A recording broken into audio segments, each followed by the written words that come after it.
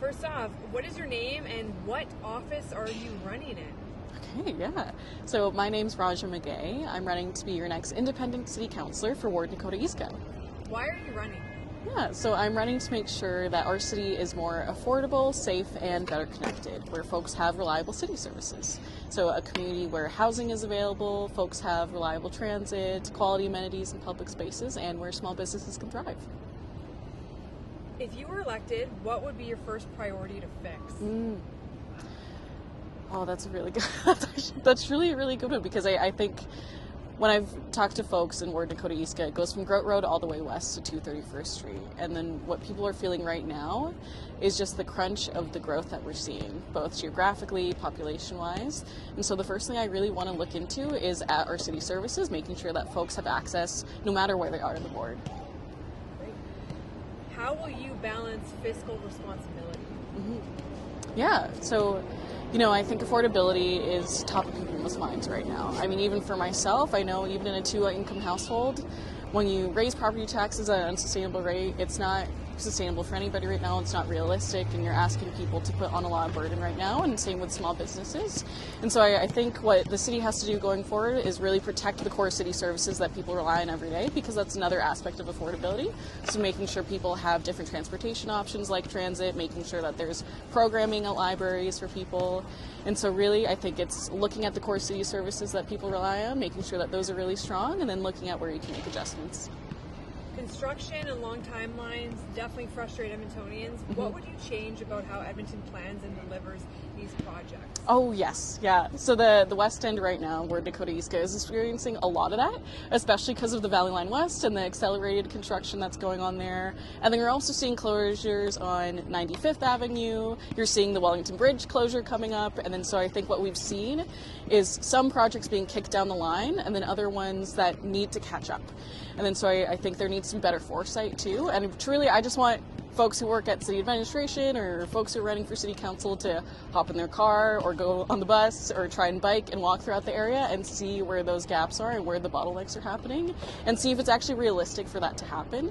And then also in the far suburbs too, Winterburn Road is only one lane in either direction, and they're seeing probably the most growth that I've seen in all of Ward Nakota Isga, with booming populations in the suburbs. So still looking at, trying to get from downtown all the way to a community like Rosenthal or Big Lakes. And so I think staggering and figuring out what the priorities are for the West End and for City Council.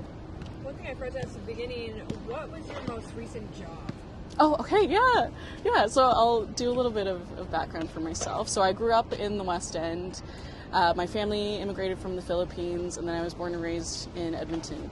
And from there, I volunteered on the City of Edmonton Youth Council, where I did mental health advocacy and really learned about municipal politics and how that is so directly related to people's everyday lives. And then from there, for the last 5 years, I actually worked with the current city councilor in the Ward Nakota Isga office, answering calls and the emails when folks had concerns. And then beyond City Hall, I owned a small bookshop. And it was a pop-up bookshop called In Her Words that really highlighted women's stories and voices. And then also volunteered on different nonprofit boards like Parity Egg, which was a nonprofit dedicated to making sure that there is gender equity in leadership roles. And then Political Divas is a peer support group that I founded for BIPOC women in politics and advocacy work. What's your plan to make Edmonton safer? Yeah, so I think when it comes to safety within our city, there's different kind of aspects to it. I think there's a lot of recovery that's still happening post-pandemic and making sure that spaces are lively. So kind of the design of public spaces, making sure that there's proper lighting, making sure that there's people, that you have more residentials in places like downtown or an area in the ward like Stony Plain Road, making sure that there's more of a presence there, making sure that people have spaces to gather, because that's been really difficult with construction as well. And then working with nonprofits, working with police service, figuring out where to fill in those gaps, and instead of trying to duplicate services, making sure that's really clear what responsibilities lie where. Where do you stand on infills, and what is the path forward?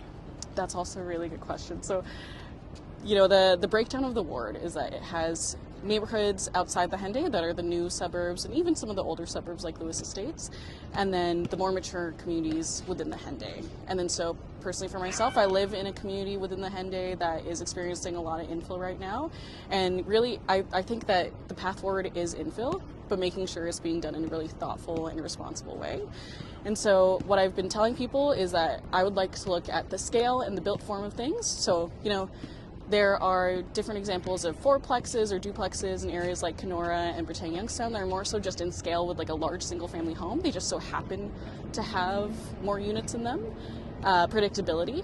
So people aren't seeing examples of infill until it's been done in their neighborhoods, and the bad examples of them stick out.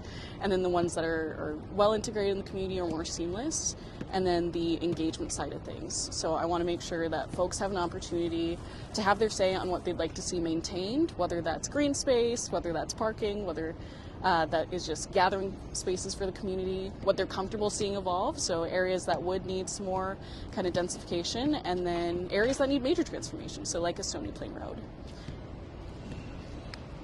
What do you think about the city's relationship with the province, and how do you feel it should be? Yeah. So I think it's going to be really difficult going forward, trying to reset that relationship, but I think what the city needs to do going forward is make sure that they have a very coordinated list of priorities that they want to talk to the province about. So whether that is, investments into infrastructure renewal, whether that's looking at policing, whether that's looking at healthcare, whether that's housing, I think the city needs to be really coordinated so that every single MLA or MP or anybody who comes to Edmonton knows exactly what the asks are for the city going forward. So I think that's realistically where we can go forward, and also making sure that as a region we're really strong too in our asks. What is your vision for Edmonton? Yeah. So I think for myself, my vision for Edmonton and the reason I wanted to run is truly just out of a place of compassion for our city. I think this election folks are really, highlighting the things that have gone wrong in our communities, the ways that the city has made mistakes, and I totally understand that. But there's always more work to do.